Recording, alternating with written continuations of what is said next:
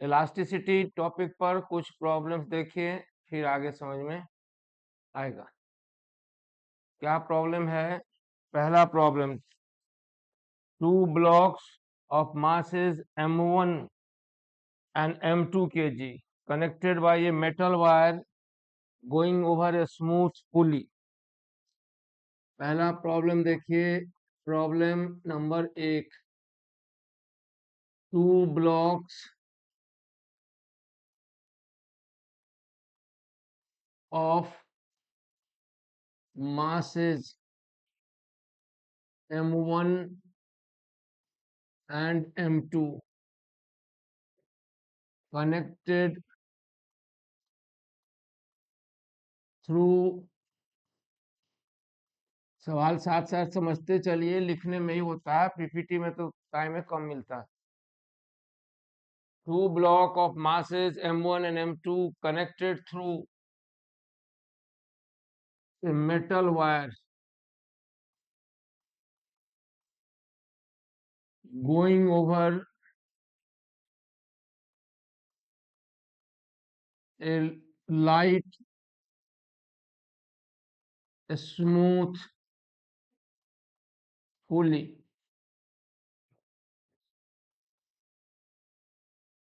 Two block of masses m1 and m2 connected through a metal wire going over light smooth pulley।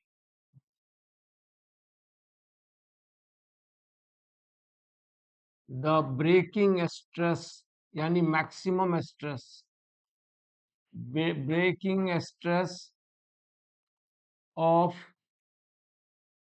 metal wire is P naught newton per metre square. सवाल को पढ़ते देखते जाइए साथ साथ, पूरा समय है, आप सोच सोच के लिख सकते हैं, लिख सकते नहीं मतलब समझ सकते हैं। Two blocks of masses m1 and m2 connected through a metal wire going over light smooth pulley। The breaking stress of the metal wire is P naught newton per metre square. तो सवाल है, what is the minimum radius of the wire? What is the minimum radius of the wire? Question है, what is minimum radius of the wire? Minimum radius of the metal wire. कुछ समझ में आया question? जहां पर G बराबर G0 metre पर second square लिखा है। चलिए क्वेश्चन खत्म हुआ, अब क्वेश्चन पढ़िए और सोचिए। इलास्टिसिटी का क्वेश्चन है, two block of masses m1 and m2 connected through light metal wire going over light smooth, light metal wire नहीं है, metal wire going over light smooth pulley। यानी वहां एक पुली है जिसके ऊपर से एक डोरी गुजर रही है मेटल की, और उसके दोनों एंड से दो ब्लॉक जुड़े हुए हैं। एक का मास m1 है और दूसरे का मास m2 है। तो आपको पता क्या लगाना है कि उस वायर का ब्रेकिंग स्ट्रेस यानी मैक्सिमम पॉसिबल स्ट्रेस जिसके बाद वायर टूट जाएगा, वह दिया हुआ है। तो रेडियस कितना होना चाहिए कम से कम क्रॉस सेक्शनल एरिया का वायर का? क्वेश्चन समझ गए? तो हम सॉल्व, जो क्वेश्चन का सेटअप है वो ये कह रहा है कि यहाँ एक एटूड मशीन की तरह है, ये पुली है। पुली कैसा है? तो पुली लाइट है, पुली स्मूथ है, पुली के ऊपर से एक मेटल वायर गुजरता है, ठीक है। और उस मेटल वायर के दो एंड होंगे नेचुरली। तो एक एंड से m1 ज्वाइंट है जिसका मास m1 है, और दूसरे एंड पर m2 ज्वाइंट है जिसका मास m2 है। अब ये जो मेटल वायर है, इस वायर का ब्रेकिंग स्ट्रेस दिया हुआ है। ब्रेकिंग स्ट्रेस मतलब maximum possible stress that the wire may tolerate. जिससे ज्यादा स्ट्रेस होने पर वायर टूट जाएगा। तो आपसे क्वेश्चन है कि उसका रेडियस यानी क्रॉस सेक्शनल एरिया का रेडियस कितना होना चाहिए। बोलिए क्वेश्चन समझें। तो सबसे पहले वहां मैक्सिमम पॉसिबल स्ट्रेस यानी ब्रेकिंग स्ट्रेस ऑलरेडी दिया हुआ है। तो क्वेश्चन है कि वहां पर डोरी में टेंशन मैक्सिमम कितना होना चाहिए। टेंशन नहीं, रेडियस।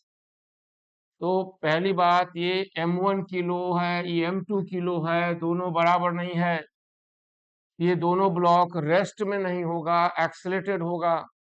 और जब ये एक्सेलेटेड होगा तो उस समय डोरी में जो टेंशन डेवलप होगा वही डेवलप में जनरेट करेगा स्ट्रेस। तो इस डोरी का स्ट्रेस कितना होगा। तो इस डोरी मतलब मेटल वायर का स्ट्रेस होगा, उसमें जो फोर्स डेवलप होगा, फोर्स ऑफ टेंशन बटा क्रॉस सेक्शनल एरिया यानी पाई आर स्क्वायर। अब यहाँ टेंशन का वैल्यू हमें मालूम करना है और आर का वैल्यू मालूम करना है। और यह दिया हुआ है कि इसका वैल्यू इतना से छोटा होना चाहिए, P not Newton per metre square से। वो है मैक्सिमम स्ट्रेस। इससे ज्यादा स्ट्रेस ये मेटल वायर बर्दाश्त नहीं कर सकता है। तो इस इक्वेशन को सेव कर लीजिए और इस इक्वेशन में टेंशन मालूम करिए और रेडियस निकालना है। तो मैकेनिक्स के एटूड मशीन के प्रॉब्लम से टेंशन निकल जाएगा। यहाँ पर है MO1G, दोनों मास बराबर नहीं है, इसलिए M1 M2 एक्सेलेटेड मोशन में होगा। इसलिए यहाँ जो टेंशन होगा वह डायनामिक टेंशन होगा, डायनामिक टेंशन, स्टैटिक टेंशन नहीं। तो कोई एक भारी है जो दिया हुआ नहीं है, तो हम इक्वेशन लिखेंगे मैकेनिक्स वाला, याद होगा आपको शुरू में न्यूटन्स लॉ में। और यहाँ लिखा जाएगा M2G equal to M2 Guna A। दोनों मिलाकर सॉल्व कीजिएगा तो टेंशन बराबर आ जाएगा 2M1 M2 M1 plus M2 गुना G। ये हुआ इक्वेशन नंबर 2। अब इस टेंशन का वैल्यू यहाँ रखिए और तब रेडियस निकल जाएगा। सवाल समझें। टेंशन का वैल्यू यहाँ रखिएगा तो रेडियस मालूम हो जाएगा कि रेडियस कितना होना चाहिए। ठीक है, तो रखते हैं। तो यहाँ आ गया आर स्क्वायर मस्ट बी, कम से कम इतना होना चाहिए, कितना, तो पाई गुना P naught. P naught is the maximum stress, breaking stress. और यहाँ पर टेंशन का वैल्यू, यहाँ से आर इधर ले गए, पी इधर टेंशन, तो टेंशन आ गया 2M1 M2G और नीचे M1 प्लस M2। हम न्यूमेरिकल वैल्यू नहीं रखे हैं, इसलिए अब आप आर का वैल्यू मालूम कर सकते हैं कि आर का वैल्यू कम से कम इतना या इतना से ज्यादा होना चाहिए डोरी के ना टूटने के लिए। और यहाँ टेंशन ही स्ट्रेस डेवलप करेगा और वो टेंशन का वैल्यू डायनामिक टेंशन होगा, एक्सलेटेड मोशन में है, इसलिए ये हुआ आंसर। ठीक है, सवाल समझ गए। तो ये एक सवाल हुआ जो आप सॉल्व कर सकते हैं। अब एक दूसरा सवाल भी देखते हैं। दूसरा सवाल पहले सुनिए फिर लिखेंगे। Elastic limit of a brass. Brass का मतलब समझें। ब्रास एक एलॉय है, उसका इलास्टिक लिमिट दिया हुआ है, यानी मैक्सिमम स्ट्रेस दिया हुआ है, मैक्सिमम स्ट्रेस। अब उस वायर का डायमीटर कितना हो कि ये 400 न्यूटन का लोड सपोर्ट कर सके। क्वेश्चन बहुत सिंपल है। एक ब्रास का वायर है जिसका डायमीटर, क्रॉस सेक्शनल डायमीटर हमें मालूम करना है। किस लिए? क्योंकि उस पर हम 400 न्यूटन का लोड उससे लटकाने वाले हैं। अब लिखने में थोड़ा समय लगेगा, यही अंतर होता है इस बोर्ड में और उस बोर्ड में, जबकि फायदा ये होता है कि आप साथ साथ पढ़ते हुए सवाल समझ सकते हैं।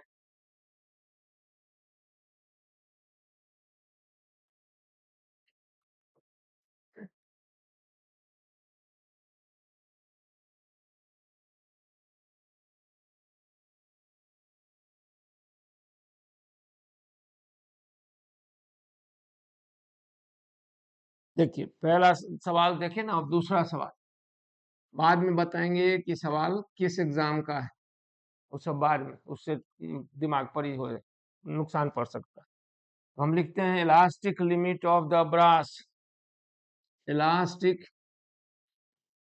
Elastic limit. अब ये लिमिट क्या होता है, यानी वही मैक्सिमम पॉसिबल स्ट्रेस, जिससे ज्यादा स्ट्रेस डेवलप होगा तो डोरी टूट जाएगी। ये मैक्सिमम पॉसिबल स्ट्रेस है, जिससे ज्यादा स्ट्रेस होगा तो डोरी टूट जाएगी। समझें? इलास्टिक लिमिट मतलब इलास्टिक का stress, maximum tolerable tension stress. तो maximum stress of the brass, brass का maximum stress is P not mega pascal. E का हो गया, पास्कल क्यों लिए? तो स्ट्रेस का भी यूनिट क्या होता है, न्यूटन पर मीटर स्क्वायर, तो इसलिए इसका यूनिट पास्कल लिखा जा सकता है। कैपिटल एम मतलब मेगा पास्कल। ये ब्रास का मैक्सिमम स्ट्रेस है, ब्रेकेबल स्ट्रेस है, इससे ज्यादा स्ट्रेस होने पर टूट जाएगा। क्वेश्चन समझे? अब अगला line, what should be the minimum diameter of the wire, what should be, what should be diameter of the wire, be minimum diameter किसका, of the brass wire, brass wire, brass के wire का minimum diameter कितना हो, किस लिए, to support a weight of W newton without breaking, to support to support a weight of W newton without breaking, without breaking. समझे question?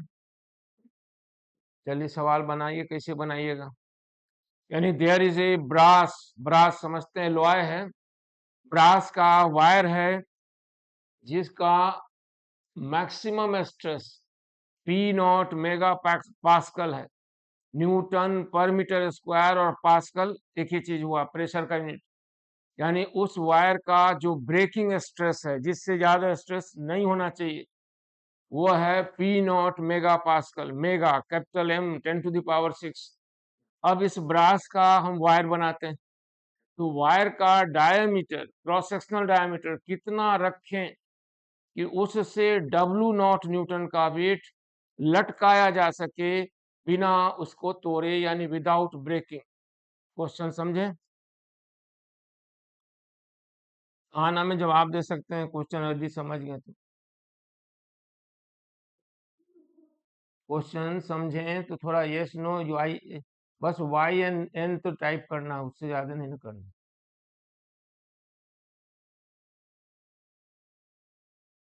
तो देखिए इसका सॉल्यूशन, आप तो सोच रहे हैं, समझ गए होंगे, नहीं समझे तो हाँ ना तो बोलिए सकते थे, चलिए ना बोलिए कोई बात नहीं। ये मेटल का, ये ब्रास का एलॉय का वायर है, इसको हम छत से लटका दिए। अब इससे हमें वेट लटकाना है, समझे? और ये वेट W न्यूटन का होना चाहिए, W नॉट न्यूटन का वेट मतलब mg। तो इतने न्यूटन का जब वेट लटकाएंगे इसका क्रॉस सेक्शनल एरिया दिया हुआ है, तो इसके लटकने के बाद ये रुका हुआ है, फर्दर इलोंगेट नहीं हो रहा है, इसका मतलब तो यही निकला ना। इसका मतलब ये मतलब क्या निकला, मतलब ये निकला कि ये वेट को, इसका स्ट्रेस का रेस्टोरिंग फोर्स बैलेंस कर रहा है। तो ये रेस्टोरिंग फोर्स जो होगा वो W नॉट के बराबर होगा। इसमें स्ट्रेस कितना डेवलप होगा, स्ट्रेस डेवलप्ड बराबर होगा W नॉट बटा पाई D/2 का स्क्वायर। आप कहेंगे D/2 क्या है, तो D डायमीटर है, ठीक है, ये होगा स्ट्रेस जो डेवलप होगा। और अलाउड स्ट्रेस कितना है, मैक्सिमम स्ट्रेस जो अलाउ है बिना तोड़े, वो है P नॉट गुना 10⁶ पास्कल, मतलब न्यूटन पर मीटर स्क्वायर, और ये भी न्यूटन पर मीटर स्क्वायर है।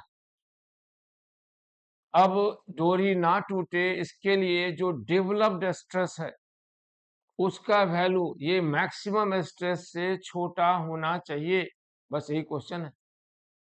यानी ये W naught divided by pi D/2 का square must be less than P naught गुना 10⁻⁶।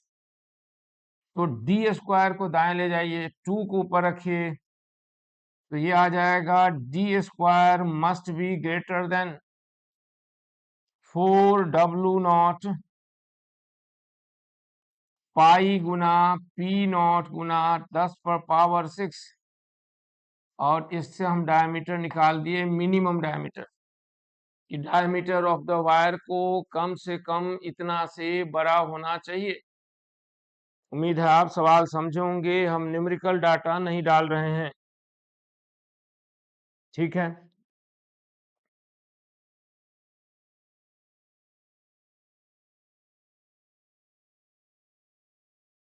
चलिए क्वेश्चन और देखिए, ये भी हल्का सा क्वेश्चन है, ये क्वेश्चन तो उम्मीद है आप समझ गए। अगला क्वेश्चन है कि एक स्टील का वायर है, स्टील का वायर, ये सब क्वेश्चन एग्जाम में आया था, कौन सा एग्जाम बाद में बात होगी। एक स्टील का वायर है जिसका रेडियस दिया हुआ है, उससे एक लोड लटकाए हैं सेलिंग से, तो टेंसाइल स्ट्रेस कितना डेवलप होगा पता लगाना है। टेंसाइल स्ट्रेस, शियरिंग स्ट्रेस नहीं, समझे। तो क्वेश्चन साथ साथ लिखिए, लिखिए मतलब समझिए आप, हम लिखते हैं, समझे। एक स्टील का वायर है having a radius r0, problem number 3, a steel wire having a radius r0, एक स्टील वायर है जिसका रेडियस है r0, carrying a load of mkg, is carrying load कितना of mkg and is suspended from ceiling, suspended from ceiling. तो find the tensile stress, पता लगाना है इसमें टेंसाइल स्ट्रेस कितना डेवलप होगा। चलिए बनाइए, find tensile stress, tensile stress. अब आप सोचिए टेंसाइल स्ट्रेस मतलब क्या। मतलब सेटअप समझ गए। स्टील वायर है जिसका रेडियस दिया हुआ है, जिससे एम के जी वेट लटकाया गया है। तो लीजिए लटका देते हैं छत से एक स्टील वायर। टेढ़ा हो गया क्या? ठीक था। ये स्टील का वायर है जिसका रेडियस दिया हुआ है और इससे हम वेट लटकाए हैं, और वो कितना है? तो एम के जी, यानी उस पर फोर्स लग रहा है एम जी। अब इस वायर का टेंसाइल स्ट्रेस निकालना है। एकदम आसान सवाल है लगता है। ये वायर लटका हुआ रेस्ट में है, मतलब कि वेट जो है उतना ही के बराबर अंदर रेस्टोरिंग फोर्स डेवलप हुआ होगा। तो स्ट्रेस डेवलप निकालेंगे तो फोर्स यूज करेंगे कितना? यहाँ पर फोर्स डेवलप होगा, ये जो रेस्टोरिंग फोर्स एफ हर सेक्शन पर होगा, और ये नीचे लग रहा है एम जी। ये रेस्टोरिंग फोर्स बराबर एम जी होगा। तो स्ट्रेस जो डेवलप होगा, टेंसाइल स्ट्रेस, वह बराबर होगा F by pi r naught square. यानी आपका सीधा सा आंसर हो गया pi by r naught square. यही है टेंसाइल स्ट्रेस। ये भी एग्जाम में आया था, उसी एग्जाम में। ठीक है, ये भी सवाल हुआ। अब हल्का वाला भारी वाला एक और सवाल देखिए, उसके बाद तब फिर आगे पढ़ेंगे। एक रॉड है, रॉड समझते ही हैं।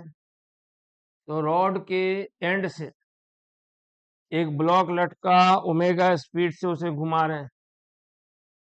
यानी maximum stress, a body of mass m kg attached to one end of the wire of L length, maximum angular speed कितना होगा पता लगाइए। ब्रेकिंग स्ट्रेस दिया हुआ है।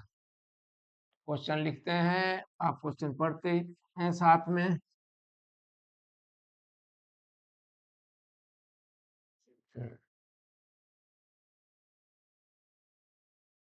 तीसरा चौथा जो a block of mass m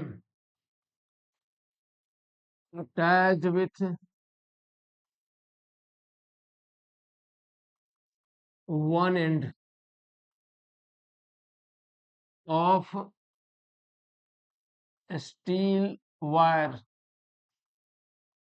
of length L and radius R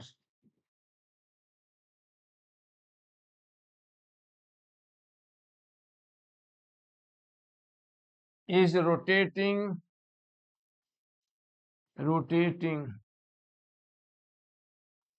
in horizontal plane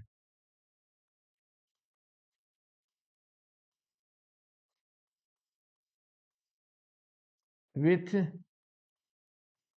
other end fixed, जबकि दूसरा एंड फिक्स है। अगर इसका वायर का ब्रेकिंग स्ट्रेस दिया हुआ है, ब्रेकिंग स्ट्रेस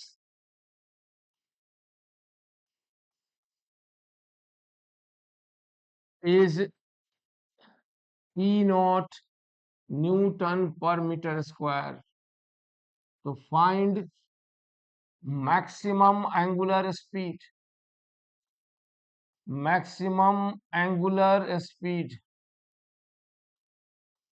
पता लगाओ। सवाल समझ में आई कुछ बात?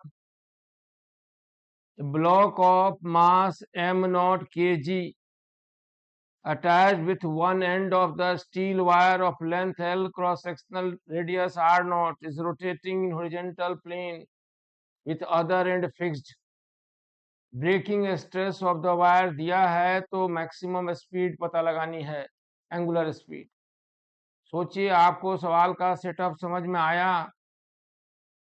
अगर सवाल का सेटअप समझ में आया तो ड्रायग्राम पर ड्रॉ कीजिए। और हाँ ना बताइए। हमें तो यही समझ में आया कि एक स्टील वायर है जिसका एक एंड ओ पर फिक्स है और दूसरे एंड पर एक ब्लॉक है और ये सर्कुलर पाथ पर घुमाया जा रहा है, ये लंबा एल है और ओ पॉइंट फिक्स है। तो पता लगाना है कि हम एंगुलर स्पीड मैक्सिमम कितनी रख सकते हैं कि डोरी ना टूटे।